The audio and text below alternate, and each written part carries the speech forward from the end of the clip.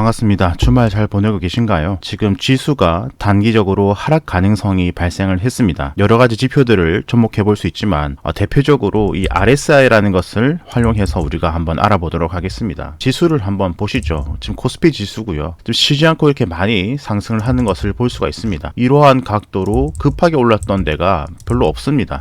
여기도 이런 각도, 이런 각도, 더 과거로 가더라도 이렇게 급하게 많이 올랐던 데가 최근 들어서는 잘 없는 일이라는 것이죠. 그러면 당연히 조정이라는 것도 우리가 생각을 해볼 수밖에 없습니다. 상식적으로 봐도 경제 상황에 비해서는 많이 오른 것이고, 물론 예전에 제가 말씀드렸다시피 양적 완화, 돈을 풀었기 때문에 그것이 흘러들어가서 오른 것은 사실이지만 실체가 없이 현실 경제가 안 좋음에도 불구하고 오로지 돈의 유동으로만 올랐던 지난 1년간의 시장장이었죠. 자, 이러한 장에 지금 시그널이 하나 발생을 했습니다. RSI, 이 RSI라는 보조지표인데, 이 RSI를 간단하게 설명드리면 밑쪽으로는 0, 위쪽으로는 100을 두고 움직입니다. 이렇게 아래 위로 움직이는 걸 볼 수 있는데, 0쪽으로 간다는 말은 쉴 새 없이 매도가 많이 나왔다, 연속으로 매도가 많이 나왔다, 주가가 계속해서 하락했다라는 것이고, 100쪽으로 가까워진다는 것은 쉴 새 없이 올랐다, 연속으로 계속해서 올랐다라고 말할 수 있습니다. 우리가 이제 통계적으로 또는 확률적으로 보면 쉴 새 없이 많이 오르면 결국에는 내린다라는 것이기 때문에 100에 가까워지면 가까워질수록, 그러니까 추세가 올라가면 올라갈수록 이제 하락할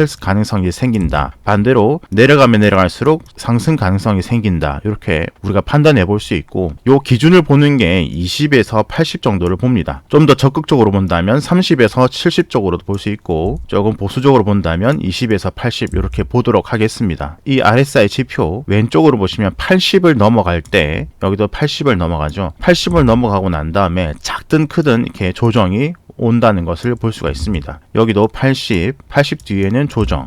좀 더 과거로 가서 2017년도 10월달 80 찍고 한번 갔다가 쭉 내려오고요. 17년도 중순에 넘어서고 난 다음에 주가는 조금 더 올랐지만 결국에는 이렇게 또 하락을 하는 것도 볼 수가 있습니다. 더 과거로 가서 2015년도에 80을 넘어가고 난 다음에 하락을 하는 것도 볼 수가 있습니다. 그 밑으로 이제 70쪽으로 본다면, 그 밑으로 여기 이제 제가 표시한 곳이 70인데, 이 70과 가까워졌을 때도 이제 하락을 하는 것을 볼 수가 있죠. 70은 좀 일반적으로, 80은 아주 과매수가 되었다, 위험 신호로 판단을 할 수 있다, 이렇게 볼 수가 있습니다. 지금 주가가 이제 많이 오르면서 80을 넘어서고 지금 살짝 내려와 있는 상태입니다. 자, 여기서 이렇게 내려갈 수도 있지만 이렇게 올라갔다가 다시 또 내려갈 수도 있고요. 어쨌든 하방의 가능성을 이 RSI라는 지표는 말을 해주고 있습니다. 자, 여기서 날로 돼 있죠. 근데 일봉입니다. 일봉이 아니라 주봉이 조금 더 중요하다 생각을 합니다. 자, 이 주봉을 보시면 2017년도에 한번 크게 상승하고 난 다음에 80을 넘어선 적이 있습니다. 자, 이 부분이죠. 그리고 난 다음에 쭉 하락을 했는데, 자, 그리고 난 다음에 한 번 더 상승을 하고 또 내려갔습니다. 그러니까 이것이 발생했다고 해서 바로 그냥 내리꽂는다라는 것은 아니고, 이제 하방에 기운이 생겼다, 하락의 가능성이 생겼으니 포트폴리오 변경을 할 시기가 된다라고 우리가 판단을 해볼 수 있죠. 자, 여기도 2007년도 여기도 한 번 상승, 그리고 한 번 더 상승을 해주고 난 다음에 하락. 2019년도 역시 한 번 상승하고 한 번 더 상승해주고 하락. 1994년도 여기 상승해주고 하락. 그리고 1989년도에 넘어서고 하락. 이런 것들을 우리가 볼 수 있습니다. 여기서 우리가 한 번 더 깊게 판단해 볼 수 있는 것은 다이버전스. 예전에 보조지표 강의에서 제가 말씀을 드렸죠. 예전에 상승 다이버전스, 하락을 하다가 상승으로 넘어가는 것을 우리가 다이버전스라는 것으로 우리가 체크를 해볼 수 있다. 자, 하락을 찍고 하락을 더 찍었는데 이 보조지표에서 이렇게 상승 추세를 보이고 있다. 그러면 그 다음에 상승 가능성이 생긴다. 여기서도 주가가 이렇게 두 번 하락을 했는데, 여기 찍고 여기 찍었는데 각도가 위로 상승을 한다. 그러면 주가가 상승할 가능성이 있다. 이것이 다이버전스라는 것이죠. 요것은 이제 상승 다이버전스고, 하락 다이버전스도 존재를 한다라는 것이죠. 2017년도 보시면 여기 한번 찍고 그 다음 한 번 더 찍었는데 이렇게 하락을 드리고, 그 다음 또 찍었는데 이렇게 하락 추세를 그리고 있습니다. 근데 자, 지수는 올라가고 있죠. 자, 지수는 올라가고 있는데 RSI에서는 하락 추세를 보이고 있다. 자, 이것이 하락에 대한 힌트를 주는 것이죠. 그러면 이렇게 주가가 올라가더라도 이 하락 다이버전스를 보고 여기서 점점점 챙겨 나가서 이 하락분을 우리가 맞이하지 않아도 된다라는 것이죠. 좀 더 과거로 가보면 2009년도에 이렇게 80 가까이 왔다가 자 조금 단기적으로는 하락을 하고 다시 지그재그 하고 난 다음에 또 엄청난 상승을 보여줬습니다. 자 이렇게 상승이 나왔지만 여기보다 여기가 내려가는 하락 다이버전스를 보여줬습니다. 그렇기 때문에 자 여기도 내려가고요. 그렇기 때문에 여기서부터 팔아 나갔으면 여기서 하락분을 맞이하지 않을 수도 있다라는 것이죠. 여기도 마찬가지고요. 여기 상승 그리고 더 상승했는데 여기서는 내려와 있습니다. 하락 다이버전스. 그리고 난 다음에 주가는 내려서 폭락이 왔었죠. 자 지금 여기서 요렇게 내려간다고 말을 하는 것이 아닙니다.